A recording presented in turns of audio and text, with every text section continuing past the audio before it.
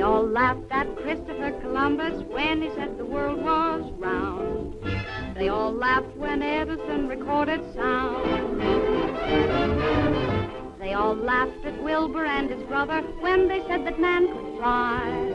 They told Marconi wireless was a phony. It's the same old cry.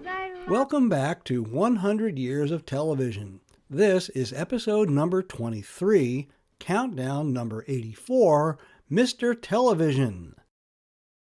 For 100 weeks that started in October 2025, this podcast is going to recall the top 100 milestones in the first 100 years of television and video.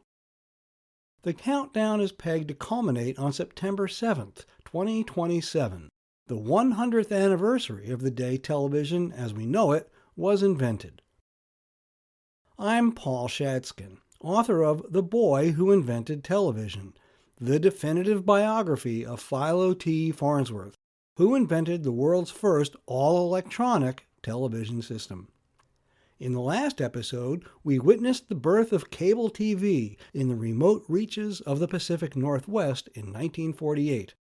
Today, we're going to meet Mr. Television. Mendel Berlinger was in show business almost since his birth in 1908. Mendel spent his adolescence on vaudeville stages and burlesque houses and found roles as a child actor in silent films. He insisted for years that he'd been cast in The Perils of Pauline, starring Pearl White in 1914, a groundbreaking film that pioneered the cliffhanger format of serialized storytelling that became popular in both cinema and television. While still only 12 years old, Mendel Berlinger decided his growing ambition required a more ethnically palatable stage name. In 1920, he became Milton Berle and continued to refine his stage persona on radio, in nightclubs, and in movies through the 1930s and 40s. His name was familiar when NBC started migrating much of its radio programming to television. Like so many of the prominent corporations of the era, the Texas Company, aka Texaco, was a client of the J. Walter Thompson ad agency and an enthusiastic beneficiary of JWT's one-sponsor radio programming model.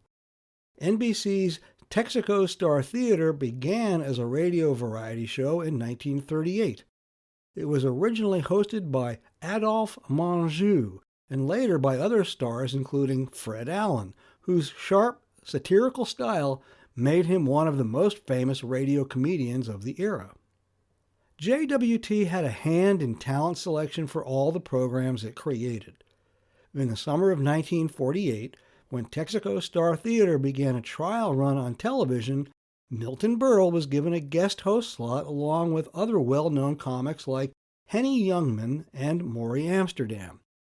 But audience response to Berle was so overwhelming that NBC and JWT decided to make him the permanent MC when the program started its regular run that fall. JWT's one-sponsor model for television truly hit its stride with Texaco Star Theater. The brand was seamlessly woven into the show with commercials and uniformed Texaco service attendants who cheerfully welcomed viewers and reinforced Texaco's neighborly public image. Berle's elastic face, flamboyant costumes, and rapid-fire comedy were perfectly suited to the new medium. Television needed a breakout star, and it wasn't long before Milton Berle started calling himself Mr. Television. Airing live on Tuesday nights, Texaco Star Theater became a national phenomenon. Berle's willingness to do anything for a laugh made the show television's first must-see TV. Often dressed in drag and engaging in physical slapstick, with jokes that were corny and just a little brash, Mr. Television came through the glass screen with kinetic connection between showman and audience. Milton Berle's often manic stare into the camera lens made viewers feel like he was in their living room.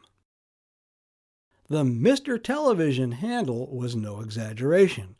By 1949, Texaco Star Theater was drawing as much as 80% of the viewing audience, astonishing numbers even in an era with few alternatives. TV sales doubled to more than 1 million units in 1949, a surge often attributed directly to Milton Berle's popularity. Texaco Star Theater also served as television's first launchpad for a whole new generation of entertainers. Jackie Gleason and Tony Bennett first appeared before American audiences through Milton Berle's TV cameras.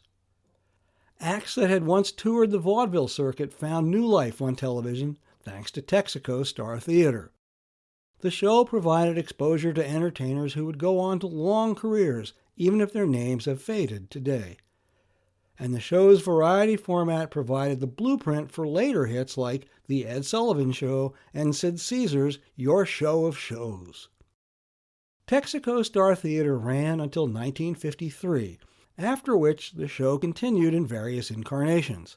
Sponsors changed, the show was renamed, and the Milton Berle Show continued through 1956. Berle himself later acknowledged that his reliance on vaudeville gags and broad comedy lost their appeal as the medium matured, and his audience began to look elsewhere for amusement. The reign of Mr. Television came to an end when NBC pulled the plug after the season in 1956. Still, Milton Berle continued to be a fixture on television for decades. He was a frequent guest on late-night talk shows. He remained active on the comedy circuit and was a top draw in Las Vegas well into the 1960s. He toured nationally, did USO shows overseas, hosted specials, and made cameo appearances, often poking fun at his own legacy.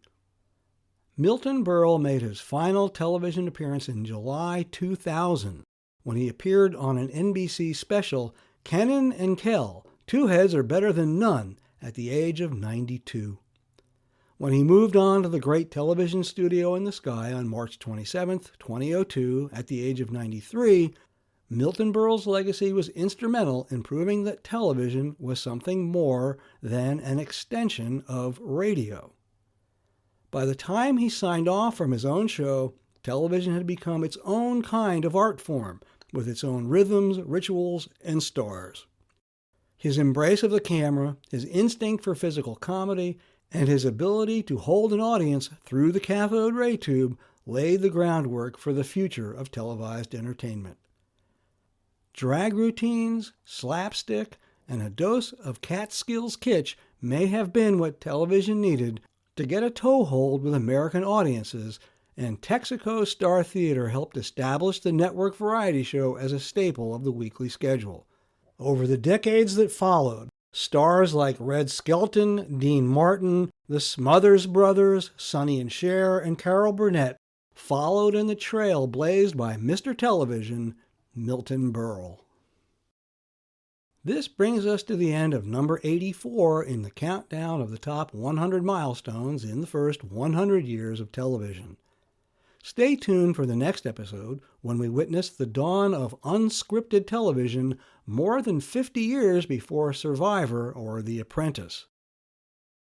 Thanks for listening to 100 Years of Television, a 2-year countdown to the centennial of television on September 7th, 2027. For more, just aim the gizmo of your choice to 100yearstv.com. This podcast was written, recorded, edited, engineered, and uploaded by me, Paul Shatskin, and is a production of Farnovision.com. If television was invented by somebody named Farnsworth, why don't we call it Farnovision? They all said we never would be happy. They laughed at us and how. But how